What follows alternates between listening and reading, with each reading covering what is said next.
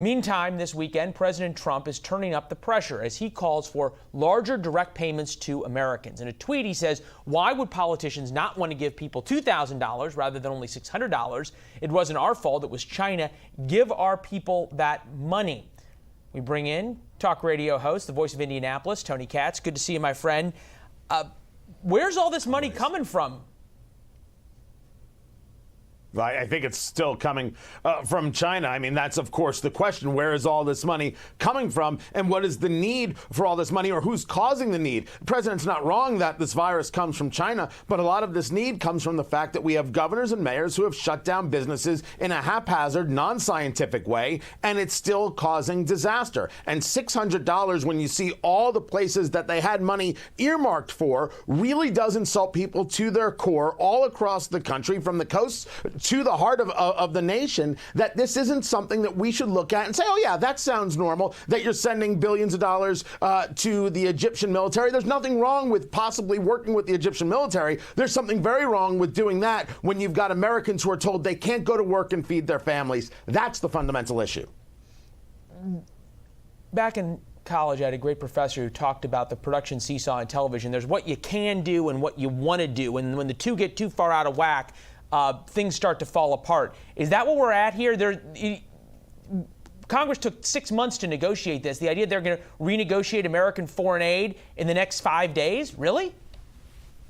Oh, no. Congress did not take 6 months to negotiate this. It took finally an election to happen for Nancy Pelosi to be willing to have the conversation, because she didn't want to give any type of political win to President Trump. If anybody's having an issue really understanding this story, remember that we could have helped Americans months ago, but Nancy Pelosi refused, and Dick Durbin of Illinois refused, Tony, and Chuck Schumer, the Senate Minority Leader, refused. There may be the political facts on the ground, and then there is the optics.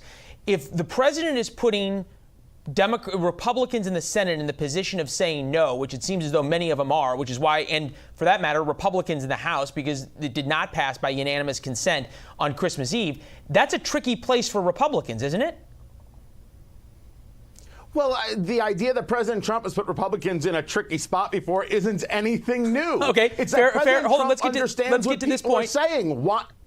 Speaking of a tricky place, you've got Republicans on the trail in Georgia. Take a listen to Kelly Loeffler.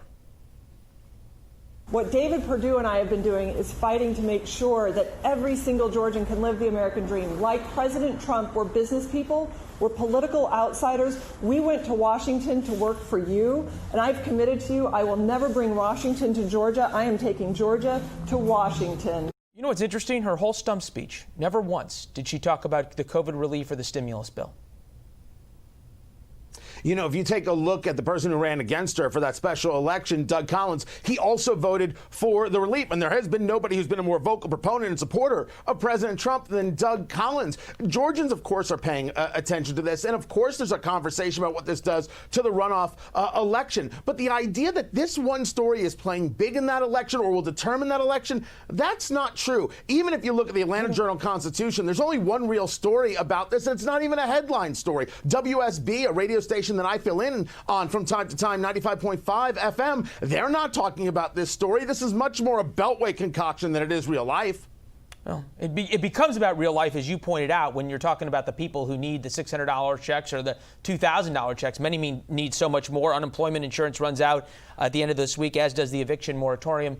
Tony, excellent points. Good to see you as always. You understand when I say I'm up against a hard break, it's true that I am, but I think there's going to be more to talk about in the coming weeks. We'll see you soon, my friend. Thank you. Happy New Year.